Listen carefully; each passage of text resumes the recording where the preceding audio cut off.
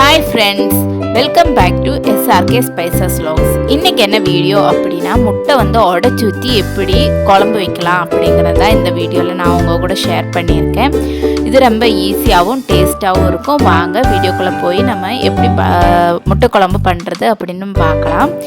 அதுக்கு ஃபஸ்ட்டு பெரிய வெங்காயத்தை தோல் நீக்கிட்டு நான் ஃபைனாக மிக்சியில் பேஸ்ட்டாக அரைச்சி எடுத்துக்கிறேன். இது ஒரு கடாய் வச்சு எண்ணெய் ஊற்றி பட்டை கிராம்பு அன்னாச்சி பூ இதெல்லாமே ஆட் பண்ணி நல்லா பொரிஞ்ச பிறகு வெங்காயத்தை ஆட் பண்ணி நல்லா வதக்கி எடுத்துக்கோங்க. அதோட பச்சை வாசனை போன பிறகு ஒரு 2 தக்காளியை நல்லா ஃபைனாக அரைச்சி எடுத்துக்கோங்க. என்னோட தக்காளி ஒன்று சரியாக அரையலை.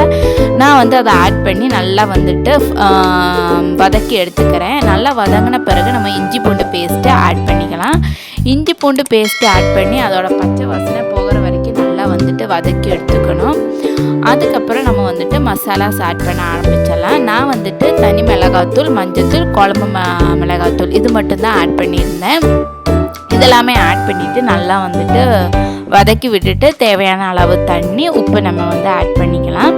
இதெல்லாமே ஆட் பண்ணி நல்லா ஒரு கொதி வரணும். நல்லா கொதித்து எண்ணெய் நல்லா பிரிஞ்சு வர ஸ்டேஜில் நம்ம தேங்காய் ஆட் பண்ணிக்கலாம். தேங்காய் நான் அரை மூடி தேங்காய் அரைச்சி நல்லா ஃபைனாக அரைச்சி இதில் ஆட் பண்ணியிருந்தேன். நல்லா தேங்காய் ஊற்றுற பிறகு நமக்கு உப்பு கம்மியாக இருந்தால் உப்பு கொஞ்சம் சேர்த்து போட்டுக்கலாம்.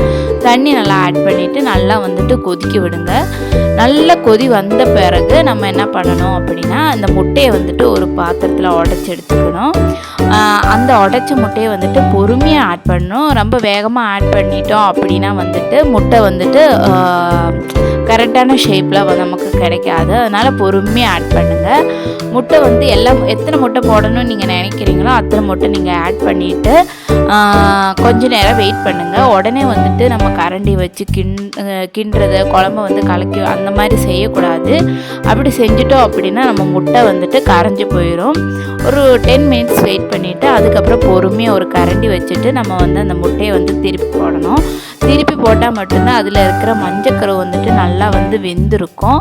இல்லை அப்படின்னா நம்ம முட்டை எடுத்து சாப்பிடும்போது அந்த மஞ்சள் கரு அப்படியே ஒழுகி நமக்கு வந்துடும். அதனால் நம்ம திருப்பி போட்டு வேக வைக்கணும். திருப்பி பொறுமையாக திருப்பி போடுங்க. ஒவ்வொரு முட்டையாக திருப்பி போட்டுட்டு அதுக்கப்புறம் அப்படியே விட்டுருங்க. ஒரு 10 மினிட்ஸ் கழித்து நம்ம கொத்தமல்லி தூவி நம்ம குழம்பு இறக்கிக்கலாம். இது சாப்பாடுக்கு, சப்பாத்திக்கு, தோசைக்கு எல்லாத்துக்குமே சூப்பராக இருக்கும். நீங்கள் வீட்டில் செஞ்சு பாருங்கள். எனக்கு இன்றைக்கி முட்டை குழம்பு சூப்பராக வந்துருந்துச்சு.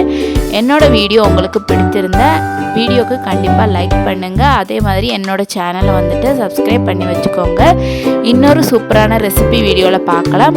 அது வரைக்கும் டாட்டா, பை பாய்.